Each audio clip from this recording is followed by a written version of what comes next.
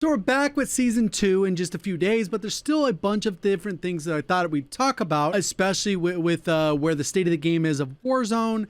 And I think there's a lot of different misconceptions that I think are worth talking about because I put out a video recently with Jack Frags, or at least reacting to Jack Frags' video. And I think a lot of people, because the videos are pretty long, they miss some of the points. So I'll keep this one much shorter. I think obviously everyone knows Warzone's in a bad state, and I don't think anyone is defending Warzone because it is in a bad state. If you've been following the channel for a while, you'll know that I've made probably 40 or 50 videos about the state of the game.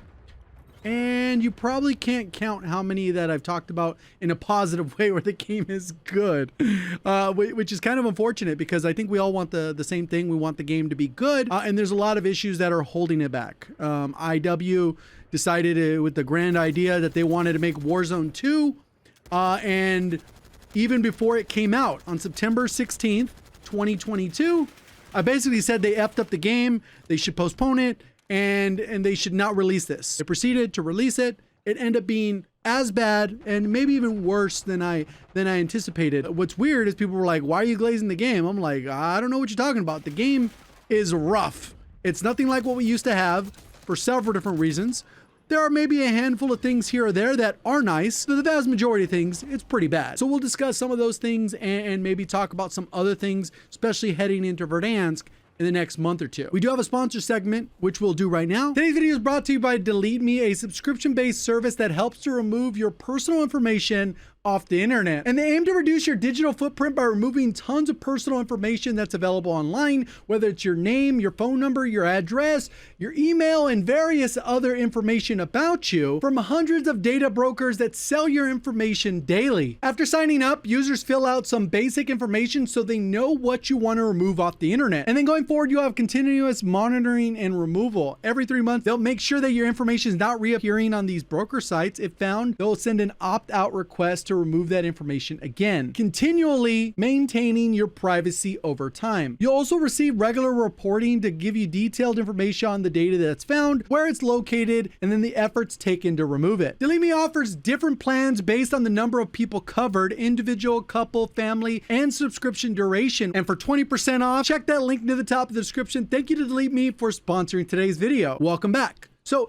there's a few different things I want to talk about too, because one of the things that I thought was interesting is we did cover the Jack Frags video, and he covered a lot of different topics, which we also have covered. We put out a video in November, right after the integration. We basically said the game has 99 problems, but the story ain't one. That was the actual title, and we covered probably about 50 different issues with the game at that point, and those were primarily issues related to just the gameplay loop, how it plays, with more of an emphasis on the entire game, not necessarily just Battle Royale, or just multiplayer, or just zombies, or just Resurgence, which is a mode I prefer over Battle Royale, just because I think they've done a lot of things to make Battle Royale not particularly fun. I also, a couple days after that, I did side-by-side comparisons, and this added a little bit more information, kind of showing what reloads look like, what the bobbing of the weapons, what the strafe look like. Instead of saying, I felt like the game was faster or slower because maybe FOV was different, console didn't have FOV then, so it maybe played a little bit different. I did a side-by-side of MW 2019 today, combined with what the version of the game we have today, and you can do the side-by-side comparison and give examples of how bad they basically destroyed their game. And I gave not only opinions, because I think you got to do a little bit of that on certain areas. Like, I personally like Omni movement. I know some of you love it and some of you hate it. That's okay. That's a difference of opinion. We can agree to disagree. I also liked MW3's movement when we had that in Warzone. And I liked Warzone like at year 2.5, kind of like at the beginning of Caldera, before things got a little too crazy, and kind of at the end of Cold War kind of time frame on Verdansk with Verdansk 84. I liked all three of them. I don't have a problem with any of them. Warzone 2, on the other hand, I never even want to consider playing that again. If they ever integrated that again, I would probably just stop. I would move on to another game. That's how bad that is. But some people love that too. They still play DMZ today because they're like, oh, it feels so good. I'm like, I want what you're smoking, bro. But regardless of that, that's not just to throw shade at DMZ, which is rumored to come back in 2026. Cool, whatever. Hopefully they get it right. But Infinity Ward implemented that decision to change their game. They already kind of hit lightning in a bottle. Obviously, COVID helped, lockdown, and a lot of things, worldwide pandemic definitely helped. But instead of like just kind of adapting their game and maybe doing what we've had for multiple games that have that longevity, whether it's Apex, Fortnite, kind of evolves, but they kind of keep that core. PUBG, which Jack Frags mentioned his video. There's a lot of games that go through this problem. Battlefield has gone through this too, where they try and reinvent the wheel every time and they keep missing the mark, and they really haven't hit the mark probably for like 7 years or something like that. Crazy. And sometimes it's hit, sometimes it's missed. Sometimes you got to take a risk. I get it from their side, and sometimes it pays off. Warzone was a risk. I think Infinity Ward.dmz would be a home run that Warzone was. Hindsight's 2020, but if they asked anyone, they could have probably told them that that probably wouldn't be the case. I think extraction shooters do have a time and place and are going to be very popular and continue to be very popular, but alongside Warzone and Battle Royale, not eclipse it. I don't think that's going to happen. But regardless, I went through all of those things. And so I think there's a misconception that people are like, well, Infinity Ward's going to save the day. No, they set the franchise back 3 years now. Are we since then? 2.5? So that's how far it got pushed back. Obviously, not everything's unilateral decisions behind the scenes. Activision's probably involved with Raven and Trey. They all got to communicate. Damn, shooting bodies. Trim. What are we doing? We got 10 kills. Rocking it. Let's see what they do anything. A Jackal, Shocker, Meta, weapon. That looks so smooth. This guy actually looks like a decent player, huh? Car 98K. Nice snipe. Well, regardless. And then I think there was a bunch of issues that we have covered on the channel that I know if maybe he didn't want his video to be too long, but he left those off, which is currently that event for the Squid Games. There was a paid event, which I think is super silly on a paid game where you already pay for a battle pass, that you have a paid limited time 3-week event is silly, scummy, and it probably did super well, and they'll continue to do it, which that's how Activision makes money. They don't care if they lose players, if everyone's spending more money, right? And all the cool skins that people buy, that's that. There was also a visual shake. It got toned down, but it still has a ways to go. It could be a little bit better. I think there's the dynamic between one-shot sniping and bullet velocity needs to be dialed back into Warzone 1.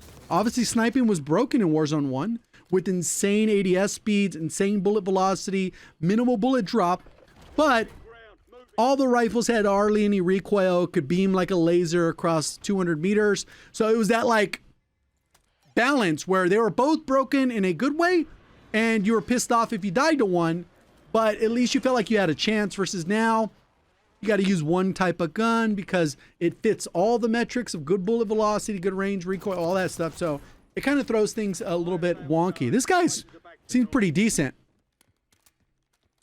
Wonder if they'll win. I don't know if they'll win, but I think they'll win. They're kind of hooked up where they can do this, but a pretty aggressive player. Only level 126 though. Then there's also API issues, which I think that has been a big detriment to the game. I think a lot of people do care about stats and that, and we don't even come out with the combat record, which are features. So these are just added features that we've lost over time, which shouldn't be lost. They should stay with every iteration of Warzone, just like a lot of the features we had initially. Warzone 2 added the backpack. That has since been taken away.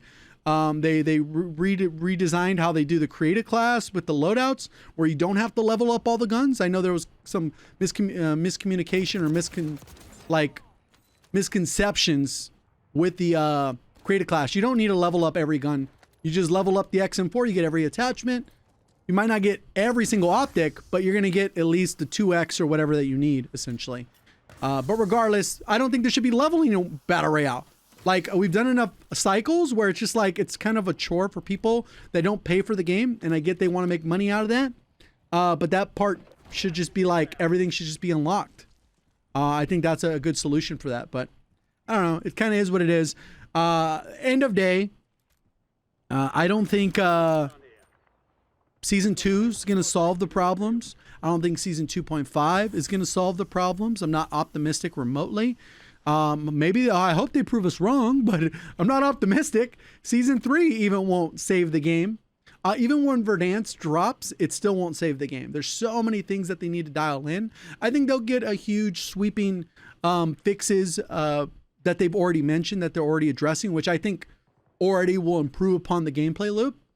But they really haven't addressed how they're going to handle Verdansk coming back. Will it be 150 players? The buy station, I don't know why I've been so damn stingy with that. It's like, what the hell? Just give us the old buy station back? Like, it's not that difficult. I don't work as in dev, so I don't know. But, like, really? Why does it need to be a mobile menu? I don't know. It's like, what the hell's going on? But either way, people are going to watch this and be like, why are you glazing the game? If you're not making, like, if people basically want you to go a full extreme, everything sucks. Everything. I like Rebirth. I like Area 99. Urzikstan's whatever. But Verdansk will be cool. Like, nope, glazing. I'm like, whatever, dude. I just want a good game. Just like you. But it's kind of how it goes. So, we'll see. This guy is going to probably get this win. He has good rotation on zone.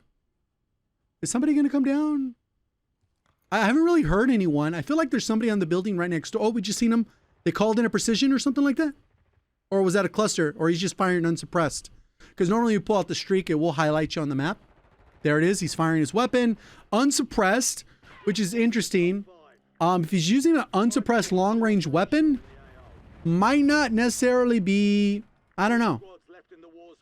Has a good rotation here. The guy could break through, kill him. As long as you don't get shot on your left, you might be able to get a couple here. He's still shooting someone. This is a third party you need. He's going to kill the last person. They just killed? No. Is somebody spectating disconnected? Okay, you hear him? In a really good spot, though. Doesn't have to rotate early. Nice. Free kill. There's the third party. Oh! Go! No! No! What? The guy doesn't know. No! Bro! That's how it goes sometimes. And that's one of the things that I think is still pretty good in Warzone, even for Resurgence, is the last like 3 to 4 minutes still feel like original Warzone, right? Obviously Resurgence is a little bit different, but big map, like everything kind of dials in at the end there. So hopefully you guys enjoyed the video. We'll see you on the next one. Thank you for watching. As always, have a great day.